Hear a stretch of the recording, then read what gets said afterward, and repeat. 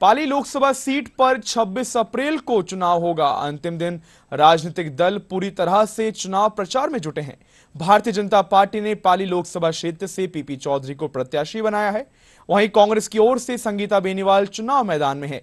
इस सीट पर भाजपा और कांग्रेस में सीधा मुकाबला देखा जा रहा है।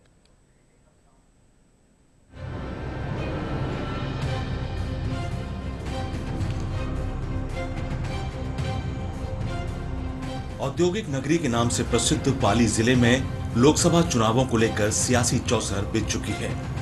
इस सीट पर दूसरे चरण में 26 अप्रैल को चुनाव होगा, जिसके लिए प्रमुख राजनीतिक पार्टियां भाजपा और कांग्रेस अपनी पूरी जोर आजमाइश में लगी हुई हैं। इस लोकसभा सीट पर किसी दूसरे दल का मजबूत प्रत्याशी नहीं होने के कारण भाजपा और कांग्रेस में ही सीधा मुकाबला है। पाली लोकसभा क्षेत्र की भौगोलिक स्थिति को देखें तो इसमें पाली और जोधपुर जिले की 8 विधानसभाएं आती हैं। अब पाली शहर की बात करें तो यह संभाग मुख्यालय बन गया है। दक्षिण पश्चिमी राजस्थान में बांडी नदी के किनारे बसा यह शहर रंगाई, छपाई और वस्त्र उद्योग के लिए प्रसिद्ध है। यहाँ सबसे बड़ी सूती वस्त्र की मिल है। पाली जिले में पर्यटन और लोक संस्कृति को देखें तो अलौकिक अरावली की पहाड़ियों के बीच रणकपुर एक सुरमय स्थल है।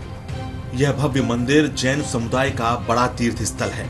यहाँ का रणकपुर उत्सव राजस्थान के सबसे लोकप्रिय पर्वों में से एक है। इसके अलावा पहाड़ों के बीच हरियाली से घिरा रणकपुर बांध भी शहर की कोलाहल भरी जिंदगी से दूर सुकून देता है। यहाँ का सूर्य नारायण मंदिर भी आस्था का विशेष केंद्र है। पश्चिमी राजस्थान का सबसे बड़ा जवाई बांध भी पाली जिले में ही स्थित है। यह बांध सर्दियों में प्रवासी पक्षियों, तेंदुए और मगरमच्छ के लिए स्वर्ग माना जाता है। अब पाली के सोजत की मेहंदी की बात की जाए तो यह दुनिया भर में प्रसिद्ध है। पाली सीट पर होने वाले लोकसभा चुनाव को लेकर यहाँ के राजनीतिक समीकरणों पर नजर डालें तो भाजपा ने 2 बार के सांसद पीपी चौधरी पर एक बार फिर भरोसा जताते हुए उन्हें अपना प्रत्याशी बनाया है। वहीं कांग्रेस ने नए चेहरे के तौर पर महिला प्रत्याशी संगीता बेनीवाल को उम्मीदवार बनाया है। भाजपा प्रत्याशी पीपी चौधरी पेशे से वकील हैं। वे 2019 और 2014 में सांसद रह चुके हैं। पीपी चौधरी तीसरी बार भाजपा के टिकट पर चुनाव लड़ रहे हैं। चौधरी 2014 में मोदी सरकार में केंद्रीय मंत्री भी रह चुके हैं। वे इस चुनाव में लोगों से पाली में महाविद्यालय खुलवाने, जवाई बांध का पुनर्भरण और रेल सुविधा का विस्तार कराने का वादा कर वोट मांग रहे हैं। पाली में महाविद्यालय की बात है, जवाई पुनर्भरण के उसका काम तीव्र गति से चलाने का है और हमारे बिलाड़ा और राष्ट्रीय रेल लाइन का मामला है और सरदार समन रोड पे ITR information technology investment region का है और भी कई मुद्दे हैं। तो ये बहुत महत्वपूर्ण मुद्दे जो हम चाहते हैं पाली में हो। वहीं कांग्रेस प्रत्याशी संगीता बेनीवाल 2 बार राज्य बाल संरक्षण आयोग की अध्यक्ष रह चुकी हैं। इसके अलावा वे जोधपुर देहात महिला कांग्रेस की जिला अध्यक्ष भी रही हैं। इससे पहले संगीता ने जोधपुर से पार्षद का चुनाव भी लड़ा था।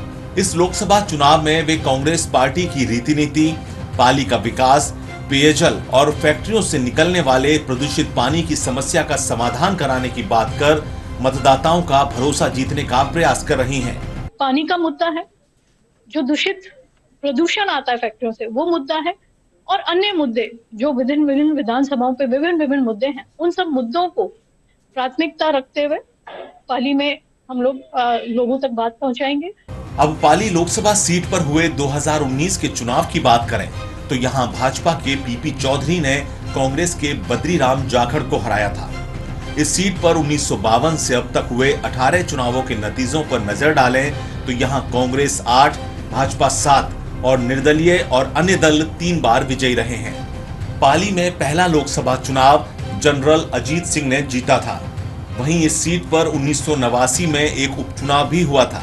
इस दौरान भाजपा के गुमानमल लोढ़ा ने कांग्रेस के लक्ष्मीमल सिंघवी को हराया था। पाली लोकसभा क्षेत्र में मतदाताओं की स्थिति पर नजर डालें तो यहां कुल 23,33,668 मतदाता हैं। इनमें 12,12,632 पुरुष, 11,20,999 महिला और 37 थर्ड जेंडर मतदाता हैं। झालावाड़ लोकसभा क्षेत्र में पिछले चुनाव में 62.98% मतदान हुआ था।